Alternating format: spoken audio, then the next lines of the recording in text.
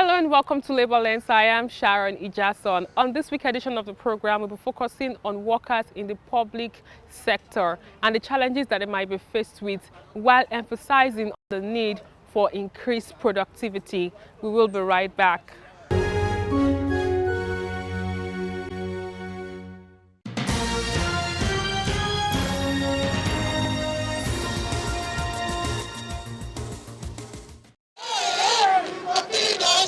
These are members of the Nigerian Labour Congress (NLC) who took out time to picket Springfields Limited over a factory accident involving a worker in April.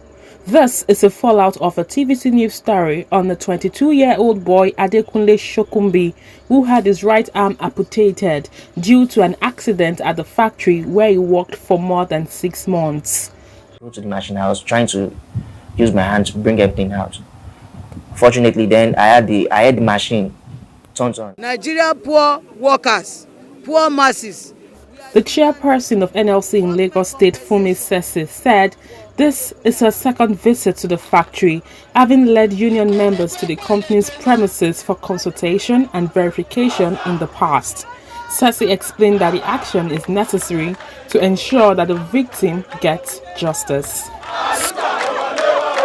This company never employed a machine operator, but any young person that is operated here, they will just put them through just a rudiment of how to operate the machine and mix the feed, and then the remnant in the machine, they will ask them to put up the machine and use their hand to pack out the remnant. So by the time they are doing that, there is no safety guidance, no safety rules. Everything is wrong. From when you enter this company, from even the gate, you see that everything is wrong. If there is any fire incidents, tell me how the workers will be able to escape.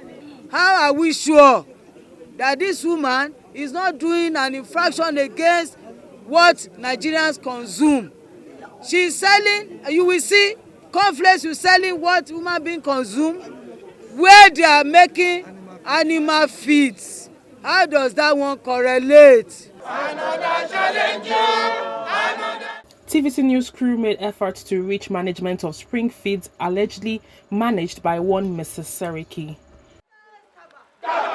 The state chapter of NLC insists that relevant safety bodies must recertify all factories operating in the state to ensure that they are fit to operate.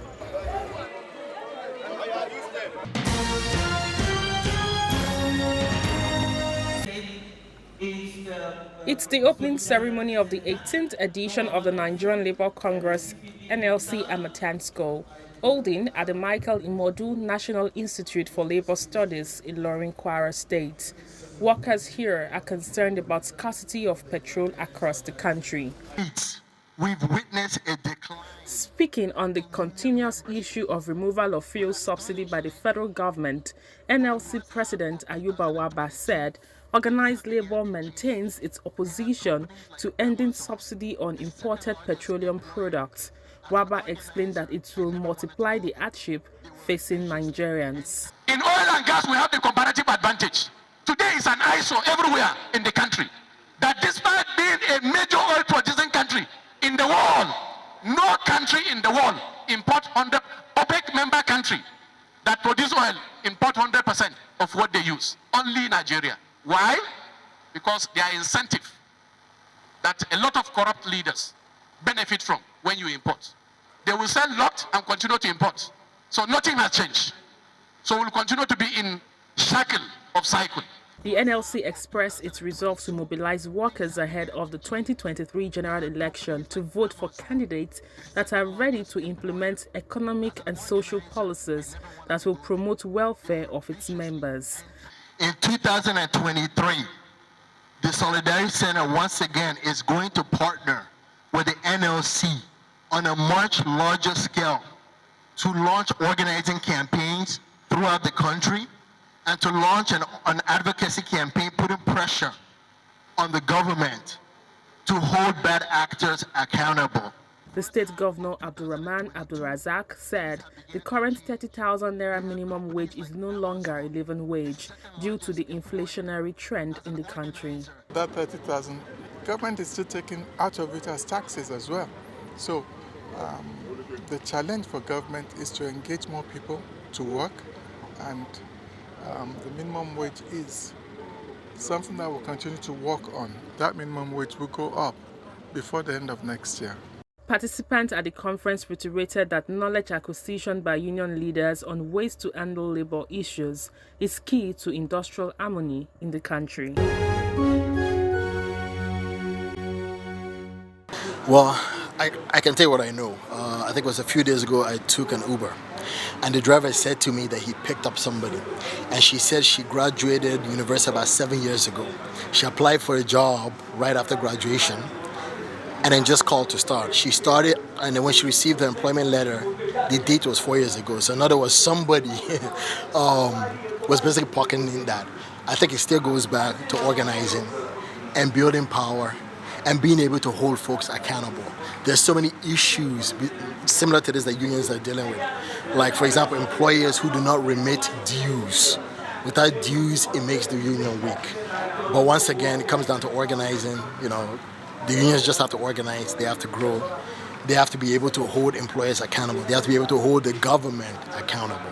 Fake employment, especially in the federal civil service, is very, very unfortunate. Unfortunate in the sense that I think the best thing is to lift up the embargo on employment, because as soon as the embargo is lifted, the proper process will take place.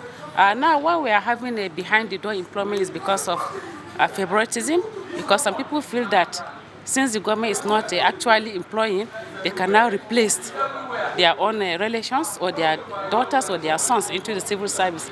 I think the way to go now is to lift out the embargo so that everybody will sit for the interview, and then the right people will be employed into the federal civil service. It's very, very unfortunate, and it's very unbecoming, and it's an embarrassment to the federal government, especially to the office of the Federal Civil Service of Nigeria.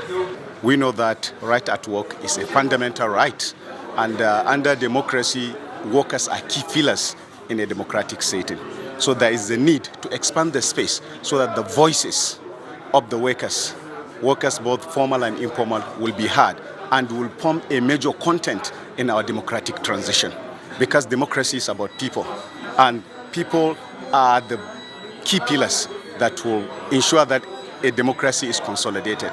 So if you could see globally, new forms of work are also emerging.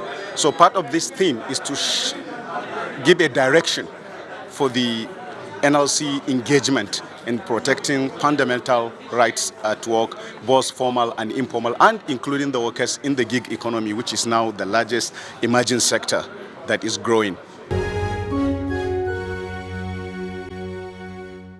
On the profile interview segment this week, I'll be speaking with the national president of the Association of Senior Civil Servants of Nigeria. He brought us up to speed on the several challenges workers are faced with in the sector. He also gave the union's position as regards the Orosayas report and how it affects Nigerian workers. It's good to have you on the program. Thank you very much. It's been a long while we've spoken. Yeah, well, that is the nature of the job. It should be up to almost a year. A year plus, yeah, you're right. It's good to have you. I'm glad to be here too. A lot has been happening in the civil service, and I think the bone of contention for many people that would want to hear the president of the Association of Senior Civil Servants speak would be, how productive would you say an average Nigerian worker is, and are there maybe challenges that probably will be mitigating the possibility of a worker thriving in the current situation we find ourselves?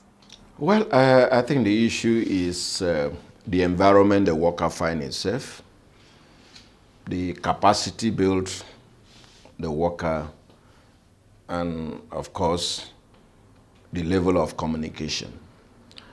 I make mention of these three key because it's very germane for production to strive. And you cannot get productivity without this foundation being laid.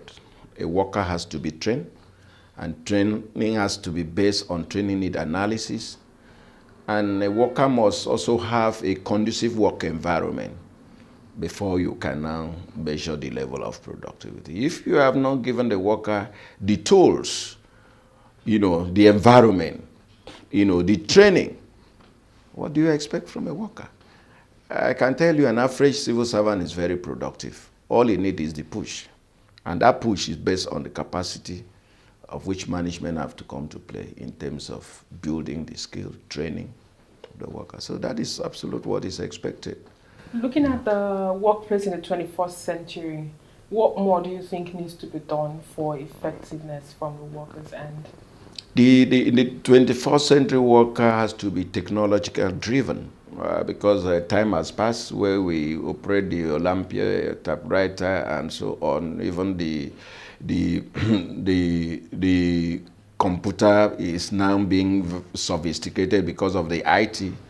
Like Nigeria is rolling out 5G now, you know that there's going to be sophistication in terms of technology. So for you to match the 21st century workforce, you need to be, a computer literate in a high tech, because we are getting to the phase where robots will no longer be fashionable, where we are going to be approaching work from artificial intelligence. And, when you get to that level, you must have that sophistication in terms of IT before you can match that. I know that Nigerian is also bracing up for the Future of Work initiative by the ILO, and these are areas we need to look at it. We need to look at the educational system too, vis-a-vis the skill gap, where we can match. So that is what we really need to look at. Those curriculums, in the institutions, we need to look at it,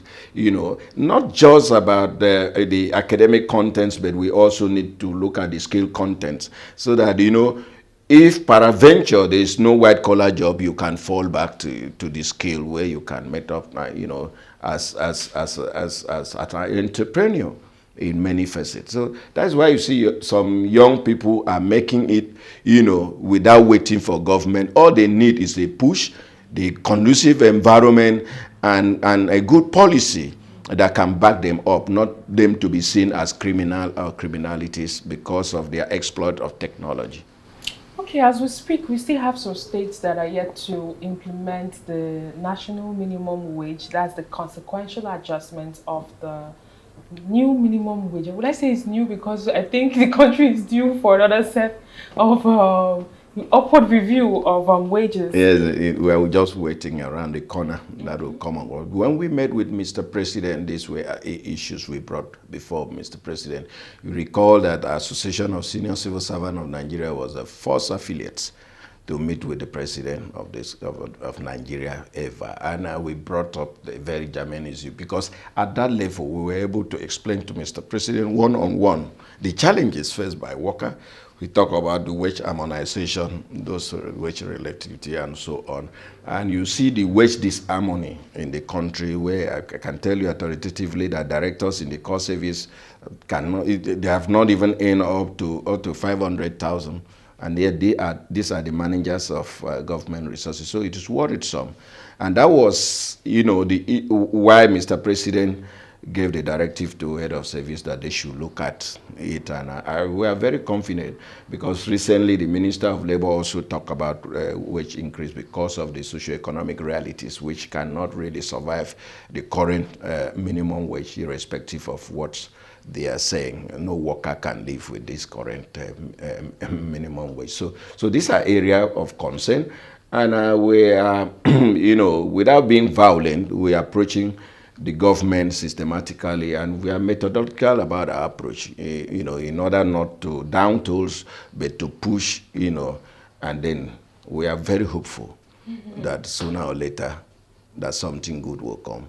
But how would you react to state governments that have refused to implement the consequential adjustment? You see, the truth of it is that those people came into the system they never even understand. They came into that system without the vision to drive. That is why most state governors, they cannot create wealth. Because they have it at the back of their mind, a predisposition that at the end of the month, they will come to Abuja, sit with the federal allocation and fiscal allocation committee, and then sit down and then share. And whatever is being shared, They will take it home, and then so you can now see that that revenue mobilization and fiscal allocation committee is already a commission is already there, and they know that at the end of the month they are going to get something.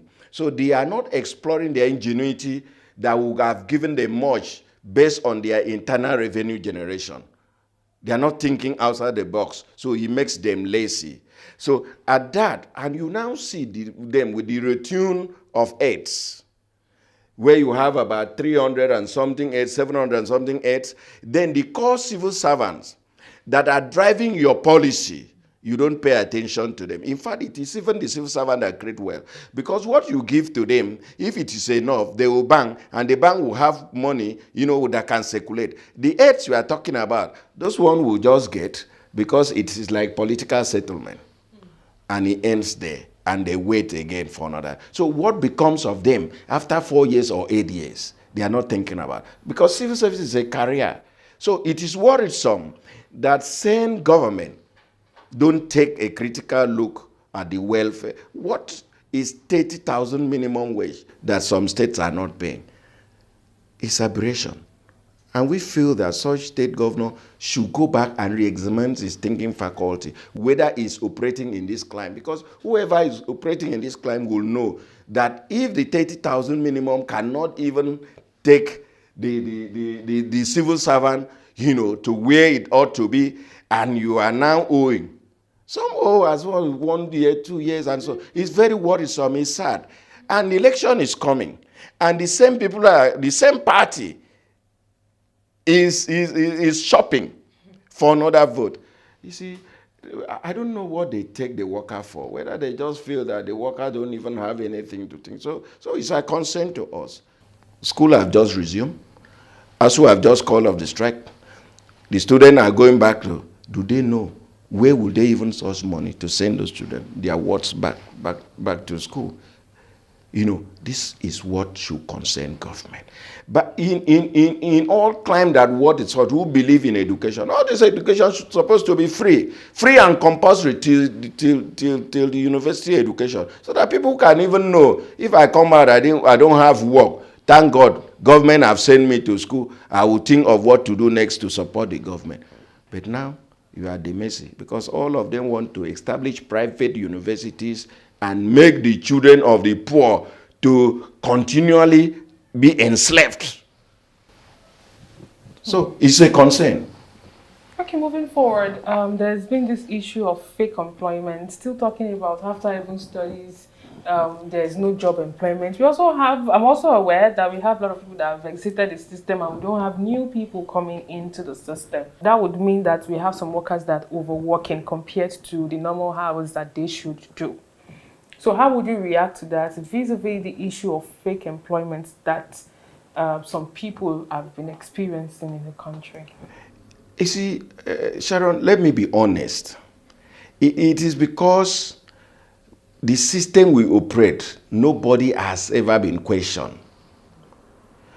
An applicant looking for work got a letter of employment. Work. Some work for 5 years, some 7 years. And all of a sudden you wake up, terminate the appointment, and say it's fake. We have reported formally to the Chairman Civil Service Commission. They are collating. Who is to blame? Did this applicant go to the table or the drawer to bring headed paper and then give himself employment? It's a concern, because when you look at, so I don't know how some people reason. It's a matter of litigation. And any government that knows that there's a leakage from any of the commission, they should put themselves and hide it in shame and see how to address it behind. It shouldn't be something that it will even be in the public domain and you call it fake. Some employment that has already been cassetted, paid. If they don't understand the legal implication, they should even understand the moral implication, because it is unjust, very unjust. In fact, we have complaint here. Some people 7 years, 5 years, collecting salary. All of a sudden they stopped. only to get a letter of appointment terminated that the appointment was fake. Whose fault? When you do what you don't supposed to do, you allow people to manipulate the system because of the corruption in the system. Instead to keep quiet and see how you can correct the mess, you are putting it in public domain, that fake employment. We will resist it because no employment that passes through Civil Service Commission can be tagged fake when due process was followed. So how would you respond to the fact that we have some workers that have retired from the system and we don't have new ones coming in, and we also have some that have retired and they have vindicated their appointments? You know, the fact remains that when the strategic plan, all these things matching, government will have a strategy that said between so number of people will exit the system, so number will come in. You understand? That is how you're supposed to work in a right climate. So that they have this strategic plan. You enter here and they know when you are exiting. They will also know how many people should come in at that time. And that is why, you know, that strategic planning will also take into cognizance your payoff. So that when you leave the system, you are not going to wait for 2 years before you can get your retirement benefit. No, it's supposed to be they have, or if they have all these records with the strategic plan, you know, they know when you are exiting with your full benefit. You cannot now exit the system and start baking. A system you have saved for 35 years, a system you save for 60 years, whichever comes first. Because there's no strategic planning, and that is why you see it that way. And when you come to issue of elongation of people, there's nothing like that, except the management decided to give maybe as a contract for 1 year, which the civil service rule also allow that. That is what you see. Because no matter what you want to look at, there are people in the system that are very good. And, you know, for government to have trained you to a certain level and they just want to see your exit, you will worry them. So they need to re-engage you to see whether at that within the 1 year gap you can stay, whether you can bring in somebody who will match, and then you see how the system works. That is just it. Talking about retirement, we have so many retirees that are yet to get their benefits, especially at the state level. On a final note, what will be your message to relevant stakeholders that might be affected? You know, the good thing about retirement is that if you are not affected, you will be infected. Whether you retire now, for instance, those who retire without benefit, they becomes a burden. Even in the army, I saw the protest there, and then so you see, on all climes.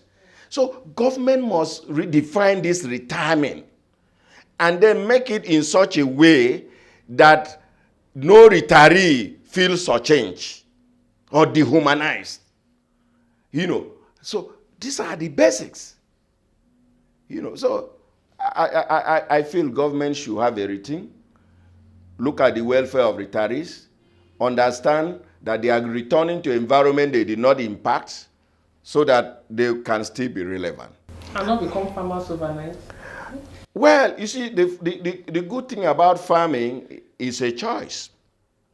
Because but when it's not something you've done all through your life, there are mistakes that you just have to make. Yeah, but it's a choice. It's a choice in the sense that, you know, in farming business, the law allow you to do it even when you are working and earn a living. So are you saying that workers should diversify at this point? Of course. Nothing stops you creating what we call vegetable garden, and you build up from there. Fishery, poultry, you build up from there. And at the end of it, you'll be happy because it may not also be for sale. It will also be to feed the family. And it also be an income earning at any point in time. So it doesn't stop. Instead of you waiting to carry portfolio and then going around office looking for supplies, you know, farming is a stopgap that can close the gap for hunger. Thank you very much for your time. Thank you. And that's all we can take on today's edition of the program. Join us next week for a fresh edition of the show. I am Sharon Ijason. Thanks for watching, and remember that labor creates wealth.